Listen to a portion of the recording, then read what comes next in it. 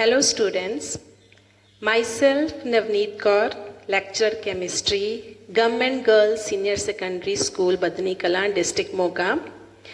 ਅੱਜ ਅਸੀਂ 10+1 class the chemistry the third chapter classification of elements and periodicity in properties ਪੜਾਂਗੇ। ਸੋ ਬੱਚੋ ਸਭ ਤੋਂ ਪਹਿਲਾਂ ਮੈਂ ਤੁਹਾਨੂੰ ਇਹ ਦੱਸੂਗੀ ਕਿ ਇਸ ਚੈਪਟਰ ਦੇ ਵਿੱਚ ਅਸੀਂ ਕਿਹੜੇ-ਕਿਹੜੇ ਟੌਪਿਕਸ ਕਵਰ ਕਰਾਂਗੇ। ਫਸਟ ਹੈ need for the classification of elements ਕਿ ਸਾਨੂੰ ਐਲੀਮੈਂਟਸ ਨੂੰ ਕਲਾਸੀਫਾਈ ਕਰਨ ਦੀ ਜ਼ਰੂਰਤ ਕਿਉਂ ਪਈ। Second, historical development of the periodic table. Next, Mendeleev's periodic table, its important contributions and drawbacks. Modern periodic law and long form of periodic table. Periodic trends in certain properties such as atomic and ionic radii, electron gain enthalpy, electronegativity, ionization enthalpy, and oxidation states. Along with this, we'll also study the nomenclature of elements with atomic numbers greater than 100. So first of all, students, ਅਸੀਂ ਇਹ ਦੇਖਾਂਗੇ ਕਿ periodic table ਕੀ ਹੈ। Students ਤੁਸੀਂ screen ਦੇ ਉੱਪਰ periodic table ਦੇਖ ਰਹੇ ਹੋ ਜਿਹਨੂੰ ਅਸੀਂ ਮਾਡਰਨ ਪੀਰੀਓਡਿਕ ਟੇਬਲ ਜਾਂ long form of periodic table ਬੋਲਦੇ ਹਾਂ। ਇਸ ਦੇ ਵਿੱਚ ਐਲੀਮੈਂਟਸ ਨੂੰ increasing order of atomic numbers ਦੇ ਵਿੱਚ ਅਰੇਂਜ ਕੀਤਾ ਗਿਆ ਹੈਗਾ। ਟੌਪ ਟੂ ਬਾਟਮ ਜੋ ਕਾਲਮਸ ਨੇ ਉਹਨਾਂ ਨੂੰ ਅਸੀਂ ਗਰੁੱਪਸ ਬੋਲਦੇ ਹਾਂ। There are total 18 groups and left to right ਜੋ ਹੌਰੀਜ਼ੋਂਟਲ ਰੋਜ਼ ਨੇ those are known as periods. There are total 7 periods in the periodic table. ਬੱਚੋ ਅਸੀਂ ਹੁਣ ਅੱਜ ਪਹਿਲਾ ਟੌਪਿਕ ਪੜ੍ਹਦੇ ਹਾਂ that is need for the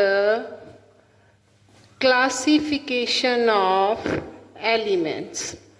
ਇਹਦਾ ਮੀਨਿੰਗ ਹੈ ਕਿ ਸਾਨੂੰ ਐਲੀਮੈਂਟਸ ਨੂੰ ਕਲਾਸੀਫਾਈ ਕਰਨ ਦੀ ਜ਼ਰੂਰਤ ਕਿਉਂ ਮਹਿਸੂਸ ਹੋਈ। ਬੱਚੋ 17th ਸੈਂਚੁਰੀ ਦੇ ਐਂਡ ਤੱਕ ਸਾਨੂੰ ਸਿਰਫ 31 ਐਲੀਮੈਂਟਸ ਨੋਨ ਸੀ। ਇੰਨੇ ਐਲੀਮੈਂਟਸ ਦੀਆਂ ਫਿਜ਼ੀਕਲ ਕੈਮੀਕਲ ਪ੍ਰੋਪਰਟੀਜ਼ ਨੂੰ ਸਟੱਡੀ ਕਰਨਾ, ਉਹਨਾਂ ਨੂੰ ਯਾਦ ਰੱਖਣਾ, ਉਹਨਾਂ ਦੇ ਕੰਪਾਊਂਡਸ ਨੂੰ ਪੜ੍ਹਨਾ ਸਾਡੇ ਲਈ ਕੋਈ ਡਿਫਿਕਲਟ ਟਾਸਕ ਨਹੀਂ ਸੀਗਾ। But towards the end of 18th century ਸਾਡੇ ਕੋਲੇ ਬਹੁਤ ਸਾਰੇ ਐਲੀਮੈਂਟਸ ਡਿਸਕਵਰ ਹੋ ਗਏ। ਫੋਰ ਐਗਜ਼ਾਮਪਲ 1800 ਐਂਡ 1869 ਦੇ ਵਿਚਕਾਰ ਸਾਡੇ ਕੋਲੇ ਆਲਮੋਸਟ 63 ਐਲੀਮੈਂਟਸ ਹੋ ਚੁੱਕੇ ਸੀ ਜੋ ਕਿ ਡਬਲ ਸੀਗੇ ਪਹਿਲਾਂ ਨਾਲੋਂ। ਸੋ ਐਨੇ ਐਲੀਮੈਂਟਸ ਦੀਆਂ ਪ੍ਰੋਪਰਟੀਜ਼ ਨੂੰ ਸਟੱਡੀ ਕਰਨਾ, ਉਹਨਾਂ ਦੇ ਇਨਨੰਬਰੇਬਲ ਕੰਪਾਊਂਡਸ ਨੂੰ ਸਟੱਡੀ ਕਰਨਾ ਇੱਕ ਬਹੁਤ ਹੀ ਡਿਫਿਕਲਟ ਟਾਸਕ ਸੀਗਾ। ਤਾਂ ਫਿਰ ਸਾਇੰਟਿਸਟ ਨੂੰ ਇਹ ਲੋੜ ਮਹਿਸੂਸ ਹੋਈ ਕਿ ਕੋਈ ਇਵੇਂ ਦਾ ਮੈਥਡ ਹੋਵੇ ਜਿਹਦੇ ਨਾਲ ਅਸੀਂ ਐਲੀਮੈਂਟਸ ਦੀ ਗਰੁੱਪਿੰਗ ਕਰ ਸਕੀਏ। ਸਿਮਿਲਰ ਪ੍ਰੋਪਰਟੀਜ਼ ਵਾਲੇ ਐਲੀਮੈਂਟਸ ਦੇ ਅਸੀਂ ਗਰੁੱਪ ਬਣਾ ਦਈਏ ਤਾਂ ਕਿ ਜਦੋਂ ਵੀ ਅਸੀਂ ਕਿਸੇ ਐਲੀਮੈਂਟ ਨੂੰ ਸਟੱਡੀ ਕਰਨਾ ਹੋਵੇ ਅਸੀਂ ਉਸ ਗਰੁੱਪ ਦੀਆਂ ਪ੍ਰੋਪਰਟੀਜ਼ ਸਾਨੂੰ ਨੋਨ ਹੋਣਗੀਆਂ ਤਾਂ ਉਹਨਾਂ ਪ੍ਰੋਪਰਟੀਜ਼ ਦੇ ਬੇਸਿਸ 'ਤੇ ਸਾਨੂੰ ਉਹਨਾਂ ਐਲੀਮੈਂਟਸ ਦੀਆਂ ਪ੍ਰੋਪਰਟੀਜ਼ ਦਾ ਪਤਾ ਚੱਲ ਜੂਗਾ। ਸੋ ਸਾਇੰਟਿਸਟ ਨੇ ਕੋਸ਼ਿਸ਼ ਕੀਤੀ ਆਪਣੇ ਆਪਣੇ ਵੇਜ਼ ਦੇ ਨਾਲ ਇਹਨਾਂ ਨੂੰ ਕਲਾਸੀਫਾਈ ਕਰਨ ਦੀ ਅਤੇ ਅਲਟੀਮੇਟਲੀ ਸਾਡੇ ਕੋਲੇ ਜਿਹੜਾ ਮਾਡਰਨ ਪੀਰੀਓਡਿਕ ਟੇਬਲ ਹੈ ਜਿਹਨੂੰ ਅਸੀਂ ਲੌਂਗ ਫਾਰਮ ਆਫ ਪੀਰੀਓਡਿਕ ਟੇਬਲ ਕਹਿੰਦੇ ਹਾਂ ਉਹ ਹੋਣ ਦੇ ਵਿੱਚ ਆਇਆ। ਸੋ ਪੀਰੀਓਡਿਕ ਟੇਬਲ ਕੀ ਹੈ? It is the arrangement of all the known elements according to their properties in a tabular form. So ਜਿੰਨੇ ਵੀ ਸਾਨੂੰ ਐਲੀਮੈਂਟਸ ਨੋਨ ਨੇ ਉਹਨਾਂ ਦੀਆਂ ਪ੍ਰੋਪਰਟੀਜ਼ ਦੇ ਅਕੋਰਡਿੰਗਲੀ ਜਦੋਂ ਅਸੀਂ ਉਹਨਾਂ ਨੂੰ ਇੱਕ ਟੈਬੂਲਰ ਫਾਰਮ ਦੇ ਵਿੱਚ ਅਰੇਂਜ ਕਰ ਦਿੰਦੇ ਹਾਂ ਤਾਂ ਉਹਨੂੰ ਅਸੀਂ ਕੀ ਬੋਲਦੇ ਹਾਂ ਬੱਚੋ? Periodic table.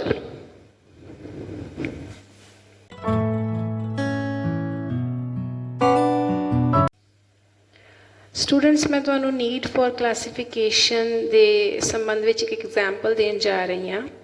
ਫੋਰ ਐਗਜ਼ਾਮਪਲ ਤੁਸੀਂ ਕਿਸੇ ਸ਼ਾਪਿੰਗ ਕੰਪਲੈਕਸ ਦੇ ਵਿੱਚ ਜਾਂਦੇ ਹੋ ਤਾਂ ਤੁਸੀਂ ਦੇਖਦੇ ਹੋ ਕਿ ਉੱਥੇ ਹਰ ਆਰਟੀਕਲ ਵਾਸਤੇ ਅਲੱਗ-ਅਲੱਗ ਸੈਕਸ਼ਨਸ ਬਣੇ ਹੋਏ ਨੇ। ਫੁੱਟਵੀਅਰ ਦਾ ਅਲੱਗ ਸੈਕਸ਼ਨ ਹੈ, ਕਲੋਥਸ ਦਾ ਅਲੱਗ ਸੈਕਸ਼ਨ ਹੈ, ਸਟੇਸ਼ਨਰੀ ਦਾ ਅਲੱਗ ਸੈਕਸ਼ਨ ਹੈ, ਗਰੋਸਰੀ ਦਾ ਅਲੱਗ ਸੈਕਸ਼ਨ ਹੈ। ਸੋ ਅੱਗੇ ਜੇ ਤੁਸੀਂ ਸਟੇਸ਼ਨਰੀ ਦੇ ਸੈਕਸ਼ਨ ਵਿੱਚ ਚਲੇ ਜਾਂਦੇ ਹੋ ਤਾਂ ਤੁਸੀਂ ਦੇਖਦੇ ਹੋ ਕਿ ਨੋਟਬੁੱਕਸ ਅਲੱਗ ਜਗ੍ਹਾ 'ਤੇ ਰੱਖੀਆਂ ਹੋਈਆਂ ਨੇ, ਪੈਨਸ ਅਲੱਗ ਜਗ੍ਹਾ 'ਤੇ ਰੱਖੇ ਹੋਏ ਨੇ।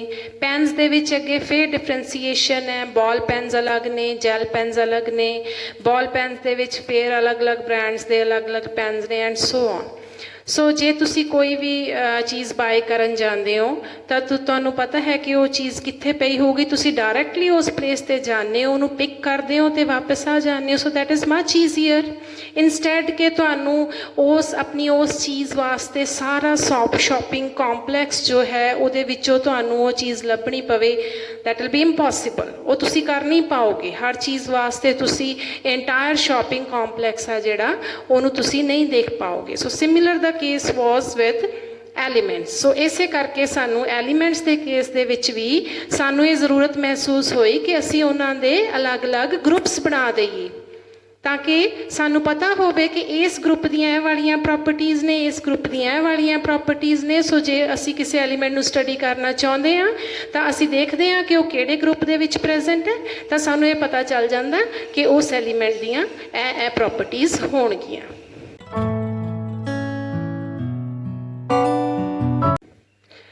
ਹਾਂਜੀ ਸਟੂਡੈਂਟਸ, ਸਾਡਾ ਨੈਕਸਟ ਟੌਪਿਕ ਹੈ historical development of the periodic table. ਇਹਦਾ ਮੀਨਿੰਗ ਕੀ ਹੈ ਕਿ ਜੋ ਮਾਡਰਨ ਪੀਰੀਓਡਿਕ ਟੇਬਲ ਹੈ ਉਸ ਤੋਂ ਪਹਿਲਾਂ ਸਾਡੇ ਕੋਲੇ ਬਹੁਤ ਸਾਰੇ ਸਾਇੰਟਿਸਟ ਨੇ ਅਲੱਗ-ਅਲੱਗ ਵੇ ਦੇ ਨਾਲ ਐਲੀਮੈਂਟਸ ਨੂੰ ਕਲਾਸੀਫਾਈ ਕੀਤਾ। 19th ਸੈਂਚੁਰੀ ਦੇ ਸਟਾਰਟਿੰਗ ਤੋਂ ਹੀ ਸਾਇੰਟਿਸਟ ਨੇ ਆਪਣੇ ਵੇਜ਼ ਦੇ ਨਾਲ ਉਹਨਾਂ ਨੂੰ ਕਲਾਸੀਫਾਈ ਕਰਨਾ ਸ਼ੁਰੂ ਕੀਤਾ। ਸੋ ਇਸ ਫੀਲਡ ਦੇ ਵਿੱਚ ਸਭ ਤੋਂ ਪਹਿਲਾਂ ਜੋ ਕੋਸ਼ਿਸ਼ ਕੀਤੀ ਉਹ ਸੀ ਐਂਟੋਇਨ ਲੈਵੋਜ਼ੀਅਰ ਵੱਲੋਂ।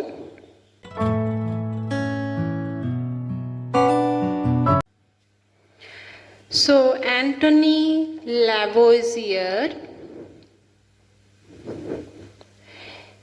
ਇੱਕ ਫ੍ਰੈਂਚ ਸਾਇੰਟਿਸਟ ਸੀਗੇ ਜਿਨ੍ਹਾਂ ਨੇ 1789 ਦੇ ਵਿੱਚ ਐਲੀਮੈਂਟਸ ਨੂੰ ਕਲਾਸੀਫਾਈ ਕੀਤਾ 2 ਕੈਟੇਗਰੀਜ਼ ਦੇ ਵਿੱਚ, ਮੈਟਲਸ ਐਂਡ ਨਾਨ ਮੈਟਲ। ਸੋ ਉਹਨਾਂ ਨੇ ਕਿਹਾ ਕਿ ਜਿੰਨੇ ਵੀ ਸਾਡੇ ਕੋਲ ਐਲੀਮੈਂਟਸ ਨੇ ਉਹ ਜਾਂ ਤਾਂ ਮੈਟਲ ਹੋ ਸਕਦੇ ਨੇ ਜਾਂ ਨਾਨ ਮੈਟਲ ਹੋ ਸਕਦੇ ਨੇ। ਪਰ ਇਹ ਜੋ ਉਹਨਾਂ ਦਾ ਕੌਨਸੈਪਟ ਸੀਗਾ ਇਹ ਬਹੁਤਾ ਐਕਸੈਪਟ ਨਹੀਂ ਕੀਤਾ ਗਿਆ ਕਿਉਂਕਿ ਨਿਊ ਡਿਸਕਵਰੀਜ਼ ਦੇ ਨਾਲ ਜਦੋਂ ਸਾਡੇ ਕੋਲੇ ਹੋਰ ਐਲੀਮੈਂਟਸ ਆਏ, ਕੁਛ ਐਲੀਮੈਂਟਸ ਜਿਨ੍ਹਾਂ ਦੀਆਂ ਪ੍ਰੋਪਰਟੀਜ਼ ਮੈਟਲਸ ਨਾਲ ਵੀ ਰਿਜ਼ੈਂਬਲ ਕਰਦੀਆਂ ਸੀ ਅਤੇ ਨਾਨ ਮੈਟਲਸ ਨਾਲ ਵੀ ਰਿਜ਼ੈਂਬਲ ਕਰਦੀਆਂ ਸੀ, ਤਾਂ ਫਿਰ ਉਹਨਾਂ ਦੀ ਕਲਾਸੀਫਿਕੇਸ਼ਨ ਦੇ ਵਿੱਚ ਇਹ ਪ੍ਰੋਬਲਮ ਸੀ ਕਿ ਉਹਨਾਂ ਐਲੀਮੈਂਟਸ ਨੂੰ ਅਸੀਂ ਕਿਹੜੇ ਗਰੁੱਪ ਦੇ ਵਿੱਚ ਰੱਖਾਂਗੇ, ਮੈਟਲਸ ਦੇ ਵਿੱਚ ਰੱਖਾਂਗੇ ਜਾਂ ਨਾਨ ਮੈਟਲਸ ਦੇ ਵਿੱਚ ਰੱਖਾਂਗੇ। ਸੋ ਲੈਵੋਜ਼ੀਅਰ ਕਲਾਸੀਫਿਕੇਸ਼ਨ ਵਾਜ਼ ਡਿਸਕਾਰਡਡ। ਉਸ ਤੋਂ ਬਾਅਦ ਨੈਕਸਟ ਸਾਡੇ ਕੋਲੇ ਜਿਹੜੀ ਕਲਾਸੀਫਿਕੇਸ਼ਨ ਸੀਗੀ ਉਹ ਸੀਗੀ ਡੌਬੇਨੀਅਰ ਕਲਾਸੀਫਿਕੇਸ਼ਨ।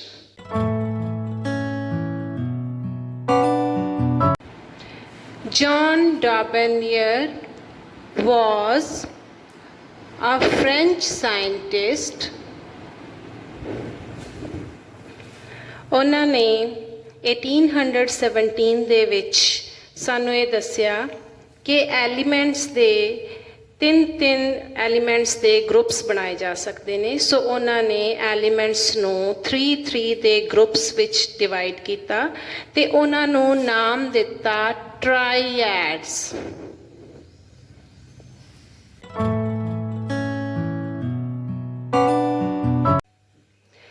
ਫਸਟ ਟਰਾਈਐਡ ਹੈ lithium, sodium, potassium, then calcium, strontium, barium, chlorine, bromine and iodine।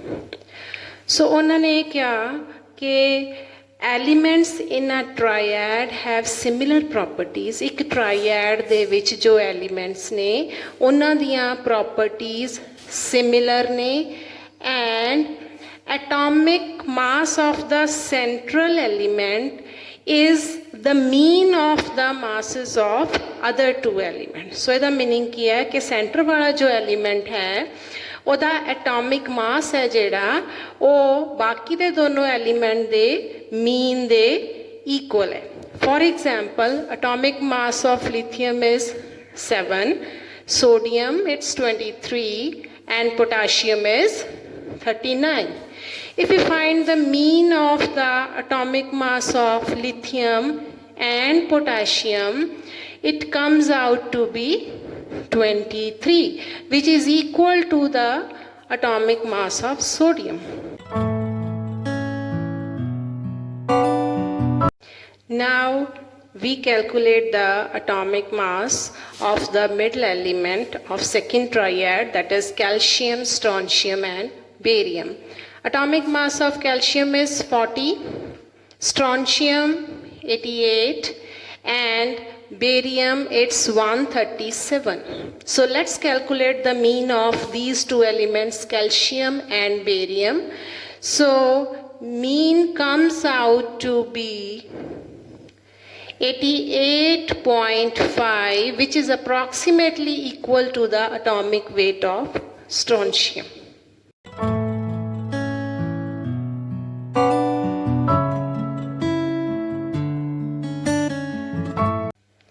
Next attempt to classify the elements was by a French geologist A.E.B. de Cancotois in 1862.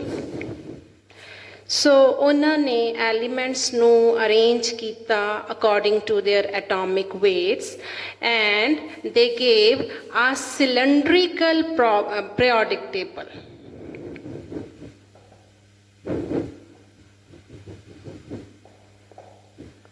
So according to de Cancotois, उस periodic table ਦੇ ਵਿੱਚ centre ਤੋਂ ਇੱਕ vertical line ਦੇ ਉੱਪਰ fall ਕਰਨ ਵਾਲੇ ਸਾਰੇ ਐਲੀਮੈਂਟਸ ਦੀਆਂ ਪ੍ਰੋਪਰਟੀਜ਼ ਸਿਮਿਲਰ ਸੀਗੀਆਂ.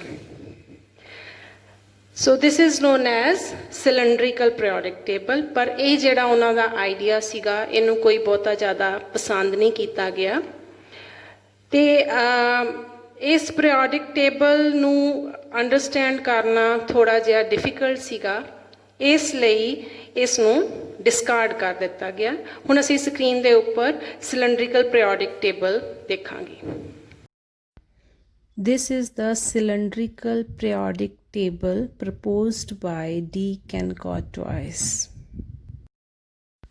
Next is Newland's law of octaves. In 1865, an English chemist, John Newland, proposed a new system of grouping of elements of similar properties. So according to him, when elements are arranged in increasing order of their atomic weights, the properties of every eighth element are similar to the first element. Newland's law of octaves, 1865. According to this law, when elements are arranged in the increasing order of their atomic weights, the properties of every eighth element are similar to the first element. So the meaning ਕੀ ਹੈ ਕਿ ਜਦੋਂ ਅਸੀਂ elements ਨੂੰ ਉਹਨਾਂ ਦੇ atomic waits ਦੇ increasing order ਦੇ ਵਿੱਚ ਅਰੇਂਜ ਕਰਦੇ ਹਾਂ ਤਾਂ ਹਰ ਏਟਥ ਐਲੀਮੈਂਟ ਦੀਆਂ ਪ੍ਰੋਪਰਟੀਜ਼ ਫਸਟ ਐਲੀਮੈਂਟ ਦੇ ਨਾਲ ਰਿਜ਼ੈਂਬਲ ਕਰਦੀਆਂ ਨੇ. ਸੋ ਇਸੇ ਕਰਕੇ ਇਹਨੂੰ ਨਾਮ ਦਿੱਤਾ ਗਿਆ ਨਿਊਲੈਂਡਸ ਲਾਅ ਆਫ ਆਕਟੇਵਸ. ਆਕਟੇਵਸ ਇਹਨੂੰ ਕਿਉਂ ਕਿਹਾ ਗਿਆ? Because it is similar to musical scale. ਇਹ ਮਿਊਜ਼ੀਕਲ ਸਕੇਲ ਦੇ ਨਾਲ ਇਹਦੀ ਸਿਮਿਲੈਰਿਟੀ ਹੈ. ਜਿਸ ਤਰ੍ਹਾਂ ਮਿਊਜ਼ੀਕਲ ਸਕੇਲ ਦੇ ਵਿੱਚ ਹਰ ਜਿਹੜੀ 8th ਨੋਟ ਹੈ ਉਹ ਸਿਮਿਲਰ ਹੁੰਦੀ ਹੈ ਫਸਟ ਨੋਟ ਦੇ ਨਾਲ. Similarly because here the properties of every eighth element is similar to the properties of first element. For example, properties of lithium are similar to sodium. Properties of beryllium are similar to magnesium. Boron resembles with aluminium. Carbon resembles silicon. Nitrogen resembles phosphorus.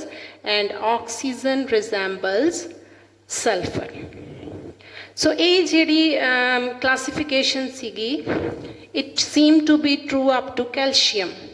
So starting ਦੇ ਵਿੱਚ ਉਹਨਾਂ ਦੇ ਇਸ idea ਨੂੰ ਬਹੁਤਾ ਜਿਹੜਾ like ਨਹੀਂ ਕੀਤਾ ਗਿਆ, ਬਟ ਲੇਟਰ ਔਨ ਉਹਨਾਂ ਦੇ ਇਸ ਵਰਕ ਨੂੰ ਰੈਕਗਨਾਈਜ਼ ਕੀਤਾ ਰਾਇਲ ਸੁਸਾਇਟੀ ਆਫ ਲੰਡਨ ਨੇ, and he got Davies Medal in 1887.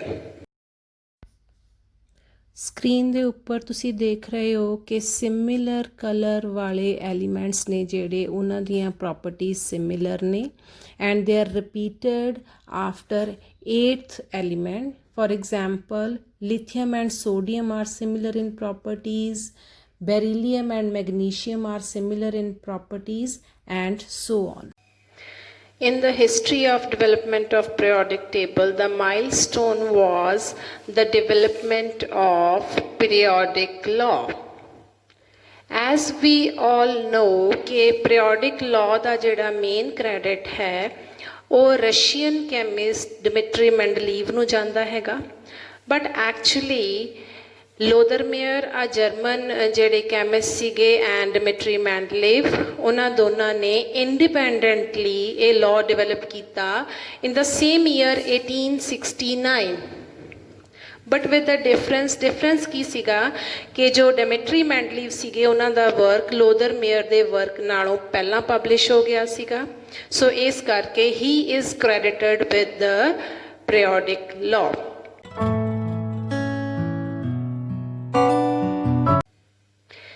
In 1869, Lodermeyer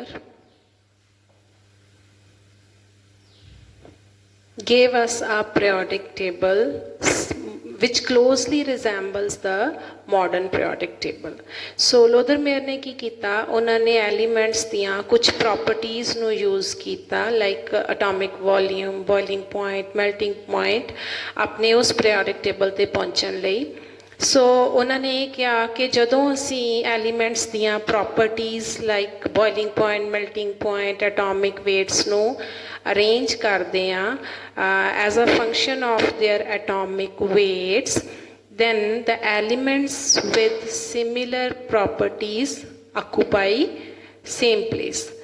ਤਾਂ ਫਿਰ ਉਹਨਾਂ ਨੇ ਇਹਦੇ ਤੋਂ periodic law develop ਕੀਤਾ ਜਿਹਦੇ ਵਿੱਚ ਉਹਨਾਂ ਨੇ ਕਿਹਾ ਕਿ when elements are arranged in the increasing order of their atomic weights, the physical and chemical properties reoccur at regular intervals. So ਇਸ ਤੇ based ਉਹਨਾਂ ਨੇ ਸਾਨੂੰ ਇੱਕ periodic table ਦਿੱਤਾ that is known as Loder-Meyer's periodic table.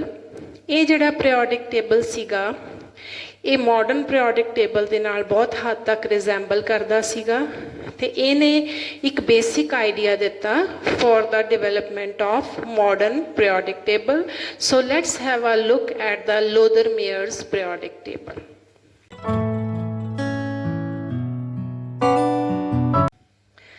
Most remarkable contribution to the classification of elements was by Dmitry Mendeleev in 1869. So Mendeleev ने elements दियां physical and chemical properties ਨੂੰ study ਕੀਤਾ and ਸਾਨੂੰ ਇੱਕ law ਦਿੱਤਾ which is known as periodic law. According to this law, physical and chemical properties of elements are periodic functions of their atomic weights. So ਇਹਦਾ meaning ਕੀ ਹੈ ਕਿ ਜਦੋਂ ਅਸੀਂ elements ਨੂੰ ਉਹਨਾਂ ਦੇ increasing atomic weights ਦੇ order ਦੇ ਵਿੱਚ arrange ਕਰ ਦਿੰਦੇ ਹਾਂ ਤਾਂ similar properties ਵਾਲੇ ਜਿਹੜੇ elements ਨੇ कुछ रेगुलर इंटरवल के बाद या कह लीए कि कुछ फिक्सड इंटरवल के बाद रिपीट होंदे जांदे ने. सो क्योंकि वो एक फिक्सड पीरियड के बाद रिपीट हो रहे हैं, so that is why term periodic was used and it was given the name periodic law. This was the most remarkable contribution and on the basis of this law उन्होंने सानू एक periodic table दिता which is known as Mendeleev's periodic table. So ये periodic table है जिहड़ा साडे लई बहुत helpful सीगा elements नू study करन वास्ते. It was much easier now to study all the known elements, their properties, physical, chemical properties and their innumerable compounds. So After this, after Mendeleev's periodic table, we arrived at modern periodic law. So on the basis of which the long form of periodic table has been developed.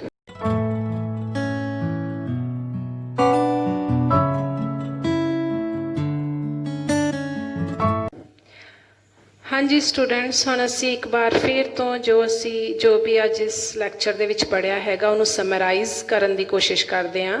ਸੋ ਅਸੀਂ ਸਭ ਤੋਂ ਪਹਿਲਾਂ ਪੜ੍ਹਿਆ need for the classification of elements, ਕਿ ਸਾਨੂੰ elements ਨੂੰ classify ਕਰਨ ਦੀ ਜ਼ਰੂਰਤ ਕਿਉਂ ਪਈ, ਕਿਉਂਕਿ ਸਟਾਰਟਿੰਗ ਦੇ ਵਿੱਚ 17th ਸੈਂਚੁਰੀ ਦੇ ਐਂਡ ਦੇ ਵਿੱਚ ਸਾਡੇ ਕੋਲ ਬਹੁਤ ਥੋੜ੍ਹੇ ਐਲੀਮੈਂਟਸ ਸੀਗੇ, ਤਾਂ ਉਹਨਾਂ ਦੀਆਂ ਪ੍ਰੋਪਰਟੀਜ਼ ਨੂੰ ਸਟੱਡੀ ਕਰਨਾ ਬਹੁਤ ਈਜ਼ੀ ਸੀਗਾ। ਜਿਵੇਂ ਜਿਵੇਂ ਡਿਸਕਵਰੀਜ਼ ਹੁੰਦੀਆਂ ਗਈਆਂ, ਨਵੇਂ ਨਵੇਂ ਜਿਹੜੇ ਐਲੀਮੈਂਟਸ ਸੀਗੇ ਉਹ ਐਡ ਹੁੰਦੇ ਗਏ, ਅਤੇ ਐਲੀਮੈਂਟਸ ਦਾ ਕਾਊਂਟ ਸੀ ਜਿਹੜਾ ਪਹਿਲਾਂ ਨਾਲੋਂ ਬਹੁਤ ਵੱਧ ਚੁੱਕਿਆ ਸੀ। Up to 1869 it was almost double. So ਇਹ ਜ਼ਰੂਰਤ ਮਹਿਸੂਸ ਕੀਤੀ ਗਈ ਕਿ ਕੋਈ ਇਵੇਂ ਦਾ ਸਿਸਟਮ ਬਣਾਇਆ ਜਾਏ ਉਹਨਾਂ ਨੂੰ ਕਲਾਸੀਫਾਈ ਕਰਨ ਦਾ, ਜਿਹਦੇ ਨਾਲ ਅਸੀਂ ਸਿਮਿਲਰ ਜੋ ਐਲੀਮੈਂਟਸ ਨੇ ਉਹਨਾਂ ਨੂੰ ਇੱਕ ਗਰੁੱਪ ਦੇ ਵਿੱਚ ਰੱਖ ਸਕੀਏ। ਸੋ ਇਸ ਵਾਸਤੇ 19th ਸੈਂਚੁਰੀ ਦੇ ਸਟਾਰਟਿੰਗ ਤੋਂ ਹੀ ਕੋਸ਼ਿਸ਼ਾਂ ਸ਼ੁਰੂ ਹੋ ਗਈਆਂ। ਤਾਂ ਸਭ ਤੋਂ ਪਹਿਲੀ ਜਿਹੜੀ ਕੋਸ਼ਿਸ਼ ਸੀਗੀ ਦੈਟ ਵਾਜ਼ ਬਾਏ ਐਂਟੋਨ ਲੈਵੋਜ਼ੀਅਰ ਇਨ 1789। ਸੋ ਉਹਨਾਂ ਨੇ ਜਿਹੜੇ ਐਲੀਮੈਂਟ ਸੀਗੇ ਉਹਨਾਂ ਨੂੰ ਬਰੋਡਲੀ 2 ਗਰੁੱਪਸ ਦੇ ਵਿੱਚ ਕਲਾਸੀਫਾਈ ਕਰ ਦਿੱਤਾ, ਮੈਟਲਸ ਐਂਡ ਨਾਨ ਮੈਟਲ। ਸੋ ਉਹਨਾਂ ਨੇ ਕਿਹਾ ਕਿ ਕੋਈ ਵੀ ਐਲੀਮੈਂਟ ਆ ਜਾਂ ਉਹ ਮੈਟਲ ਹੋ ਸਕਦਾ ਜਾਂ ਨਾਨ ਮੈਟਲ ਹੋ ਸਕਦਾ, but with the discovery of metalloids ਦੀ ਡਿਸਕਵਰੀ ਹੋਣ ਦੇ ਨਾਲ ਉਹਨਾਂ ਦਾ ਜਿਹੜਾ ਇਹ ਆਈਡੀਆ ਸੀਗਾ ਉਹ ਡਰੋਪ ਹੋ ਗਿਆ। ਉਸ ਤੋਂ ਬਾਅਦ ਨੈਕਸਟ ਜਿਹੜੀ ਕੰਟਰੀਬਿਊਸ਼ਨ ਸੀਗੀ ਦੈਟ ਵਾਜ਼ ਬਾਏ ਜੌਨ ਡੌਬਰਨਰ ਇਨ 1817। ਸੋ ਉਹਨਾਂ ਨੇ ਸਾਨੂੰ ਟਰਾਈਐਡਸ ਦਾ ਕੌਨਸੈਪਟ ਦਿੱਤਾ। ਉਹਨਾਂ ਨੇ ਐਲੀਮੈਂਟਸ ਨੂੰ 3 ਦੇ ਗਰੁੱਪਸ ਦੇ ਵਿੱਚ ਡਿਵਾਈਡ ਕਰ ਦਿੱਤਾ, which are known as triads. So ਉਹਨਾਂ ਨੇ ਕਿਹਾ ਕਿ elements of a triad have almost similar properties, ਕਿ ਉਸ ਟਰਾਈਐਡ ਦੇ ਜਿਹੜੇ ਐਲੀਮੈਂਟਸ ਨੇ ਉਹਨਾਂ ਦੀਆਂ ਪ੍ਰੋਪਰਟੀਜ਼ ਆਲਮੋਸਟ ਸਿਮਿਲਰ ਨੇ, ਅਤੇ ਜੋ ਸੈਂਟਰ ਵਾਲਾ ਐਲੀਮੈਂਟ ਹੈ ਉਹਦਾ ਐਟੋਮਿਕ ਵੇਟ ਹੈ ਜਿਹੜਾ ਦੂਸਰੇ 2 ਐਲੀਮੈਂਟਸ ਦੇ ਐਟੋਮਿਕ ਵੇਟਸ ਦੇ ਮੀਨ ਦੇ ਇਕੁਅਲ ਹੈ। ਉਸ ਤੋਂ ਬਾਅਦ 1862 ਦੇ ਵਿੱਚ ਸਾਡੇ ਕੋਲੇ ਡੀ ਕੈਨਕੋਰਟੀਅਸ ਦੀ ਕਲਾਸੀਫਿਕੇਸ਼ਨ ਆਈ। It was based on the atomic weights. So ਉਹਨਾਂ ਨੇ ਕਿਹਾ ਕਿ ਜਦੋਂ ਅਸੀਂ ਐਲੀਮੈਂਟਸ ਨੂੰ ਅਰੇਂਜ ਕਰਦੇ ਹਾਂ ਇਨ ਦਾ ਆਰਡਰ ਆਫ ਐਟੋਮਿਕ ਵੇਟਸ, ਤਾਂ ਉਹਨਾਂ ਦੀਆਂ ਪ੍ਰੋਪਰਟੀਜ਼ ਨੇ ਜਿਹੜੀਆਂ ਸਿਮਿਲਰ ਪ੍ਰੋਪਰਟੀਜ਼ ਵਾਲੇ ਜਿਹੜੇ ਹੈਗੇ ਨੇ ਐਲੀਮੈਂਟ ਉਹ ਸਿਮਿਲਰ ਪੋਜੀਸ਼ਨਸ 'ਤੇ ਆ ਜਾਂਦੇ ਨੇ, ਅਤੇ ਇਹਦੇ ਬੇਸਿਸ 'ਤੇ ਉਹਨਾਂ ਨੇ ਸਾਨੂੰ ਇੱਕ ਸਿਲੰਡਰੀਕਲ ਪੀਰੀਓਡਿਕ ਟੇਬਲ ਦਿੱਤਾ, but that was also not accepted. Then in 1865 John Newlands ਨੇ ਸਾਨੂੰ ਇੱਕ ਲਾਅ ਦਿੱਤਾ known as Newlands law of octaves. So ਉਹਨਾਂ ਨੇ ਸਾਨੂੰ ਇਹ ਦੱਸਿਆ ਕਿ ਜਦੋਂ ਅਸੀਂ ਐਲੀਮੈਂਟਸ ਨੂੰ ਉਹਨਾਂ ਦੇ ਇਨਕਰੀਜ਼ਿੰਗ ਐਟੋਮਿਕ ਵੇਟ ਦੇ ਆਰਡਰ ਦੇ ਵਿੱਚ ਅਰੇਂਜ ਕਰਦੇ ਹਾਂ ਤਾਂ ਹਰ 8th ਐਲੀਮੈਂਟ ਦੀਆਂ ਪ੍ਰੋਪਰਟੀਜ਼ ਫਸਟ ਐਲੀਮੈਂਟ ਦੇ ਨਾਲ ਰਿਜ਼ੈਂਬਲ ਕਰਦੀਆਂ ਨੇ। ਸੋ ਇਸੇ ਕਰਕੇ ਇਹਨੂੰ ਨਿਊਲੈਂਡਸ ਲਾਅ ਆਫ ਆਕਟੇਵਸ ਦਾ ਨਾਮ ਦਿੱਤਾ ਗਿਆ। ਅਤੇ ਬਟ ਇਹ ਜਿਹੜੀ ਕਲਾਸੀਫਿਕੇਸ਼ਨ ਸੀਗੀ it seems to be true up to only calcium. ਇਹ ਓਨਲੀ ਕੈਲਸ਼ੀਅਮ ਤੱਕ ਠੀਕ ਜਾਪਦੀ ਸੀ, ਉਸ ਤੋਂ ਅੱਗੇ ਨਹੀਂ। ਉਸ ਤੋਂ ਬਾਅਦ 1869 ਦੇ ਵਿੱਚ ਲੋਦਰਮੇਅਰ ਨੇ ਬਹੁਤ ਸਾਰੀਆਂ ਫਿਜ਼ੀਕਲ ਐਂਡ ਕੈਮੀਕਲ ਪ੍ਰੋਪਰਟੀਜ਼ ਨੂੰ ਸਟੱਡੀ ਕੀਤਾ, ਅਤੇ ਉਹਦੇ ਬੇਸ 'ਤੇ ਸਾਨੂੰ ਇਹ ਕਿਹਾ ਕਿ ਫਿਜ਼ੀਕਲ ਐਂਡ ਕੈਮੀਕਲ ਜਿਹੜੀਆਂ ਪ੍ਰੋਪਰਟੀਜ਼ ਨੇ ਉਹ ਜਿਹੜੀਆਂ ਹੈਗੀਆਂ ਨੇ ਜਦੋਂ ਅਸੀਂ ਐਟੋਮਿਕ ਵੇਟਸ ਦੇ ਆਰਡਰ ਦੇ ਵਿੱਚ ਅਰੇਂਜ ਕਰਦੇ ਹਾਂ ਤਾਂ ਸਿਮਿਲਰ ਪ੍ਰੋਪਰਟੀਜ਼ ਵਾਲੇ ਐਲੀਮੈਂਟਸ ਆ ਜਿਹੜੇ ਸੇਮ ਪੋਜੀਸ਼ਨਸ ਆਕੂਪਾਈ ਕਰਦੇ ਨੇ। ਇਹਦੇ ਬੇਸਿਸ 'ਤੇ ਉਹਨਾਂ ਨੇ ਸਾਨੂੰ ਲੋਦਰਮੇਅਰਸ ਪੀਰੀਓਡਿਕ ਟੇਬਲ ਦਿੱਤਾ, ਜਿਹੜਾ ਅੱਗੇ ਜਾ ਕੇ ਮਾਡਰਨ ਪੀਰੀਓਡਿਕ ਟੇਬਲ ਦਾ ਬੇਸਿਸ ਬਣਿਆ। ਉਸ ਤੋਂ ਬਾਅਦ ਮੋਸਟ ਰਿਮਾਰਕੇਬਲ ਕੰਟਰੀਬਿਊਸ਼ਨ ਸੀਗੀ 1869 ਦੇ ਵਿੱਚ ਡਿਮਿਟਰੀ ਮੈਂਡਲੀਵ ਵੱਲੋਂ। ਸੋ ਉਹਨਾਂ ਨੇ ਕਿਹਾ ਕਿ physical and chemical properties of elements are periodic functions of their atomic weights. So ਇਹਦਾ ਮੀਨਿੰਗ ਕੀ ਹੈ ਕਿ ਜਦੋਂ ਅਸੀਂ ਐਲੀਮੈਂਟਸ ਨੂੰ ਉਹਨਾਂ ਦੇ ਐਟੋਮਿਕ ਵੇਟਸ ਦੇ ਆਰਡਰ ਦੇ ਵਿੱਚ ਅਰੇਂਜ ਕਰਦੇ ਹਾਂ ਤਾਂ ਇੱਕ ਰੈਗੂਲਰ ਇੰਟਰਵਲ ਦੇ ਬਾਅਦ ਐਲੀਮੈਂਟਸ ਦੀਆਂ ਪ੍ਰੋਪਰਟੀਜ਼ ਰਿਪੀਟ ਹੋਣ ਲੱਗ ਜਾਂਦੀਆਂ ਨੇ, and that was non as periodic law. ਅਤੇ ਇਹੀ ਅੱਗੇ ਜਾ ਕੇ ਬੇਸਿਸ ਬਣਿਆ ਸਾਡੇ ਮਾਡਰਨ ਪੀਰੀਓਡਿਕ ਲਾਅ ਦਾ, ਜਿਹਦੇ ਬੇਸਿਸ 'ਤੇ ਸਾਡਾ ਅੱਜ ਦਾ ਪੀਰੀਓਡਿਕ ਟੇਬਲ, ਜਿਹਨੂੰ ਅਸੀਂ ਲੌਂਗ ਫਾਰਮ ਆਫ ਪੀਰੀਓਡਿਕ ਟੇਬਲ ਬੋਲਦੇ ਹਾਂ, ਉਹ ਡਿਵੈਲਪ ਹੋ ਸਕੇ। That's all regarding the history of development of periodic table. ਹਾਂਜੀ ਸਟੂਡੈਂਟਸ, ਸੋ ਅੱਜ ਅਸੀਂ ਜਿਹੜਾ ਤੁਹਾਡਾ ਥਰਡ ਚੈਪਟਰ ਹੈ classification of elements and periodicity in properties ਦੇ 2 ਟੌਪਿਕਸ ਕਵਰ ਕਰ ਲਏ ਨੇ। Need for the classification of elements and historic development of the periodic table.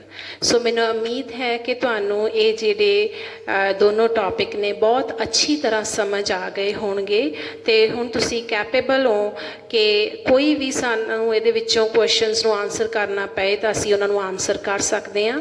ਸੋ ਬੇਟਾ ਮੈਂ ਤੁਹਾਨੂੰ ਕੁਝ ਕੁਐਸਚਨਸ ਦੇ ਰਹੀ ਹਾਂ, so please try to answer them ਤਾਂ ਕਿ ਤੁਸੀਂ ਆਪਣੇ ਆਪ ਨੂੰ ਇਵੈਲੂਏਟ ਕਰ ਪਾਓ ਕਿ ਤੁਸੀਂ ਇਸ ਲੈਕਚਰ ਦੇ ਵਿੱਚੋਂ ਕਿੰਨਾ ਕੁ ਗੇਨ ਕਰ ਸਕੇ ਹੋ। So let's have a look at the questions.